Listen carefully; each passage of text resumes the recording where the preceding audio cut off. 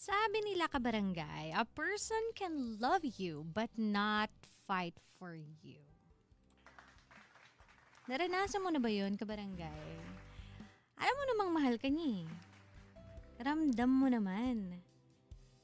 'Di ba may mga ganung tao sa buhay natin, ramdam mo na mahal ka niya pero hindi kanya kayang ipaglaban. 'Di ba? Wag natin i-disregard yung talagang naramdaman mo naman eh. Wag mong sa walang bahala yung pagmamahal na binigay niya sa iyo. Pero hanggang doon na lang yun. 'Di ba? Hanggang mahal lang kita. Pero hindi yung I will fight for you. Naranasan mo na ba yan, kabarangay? Kung yes, press 1. Wow.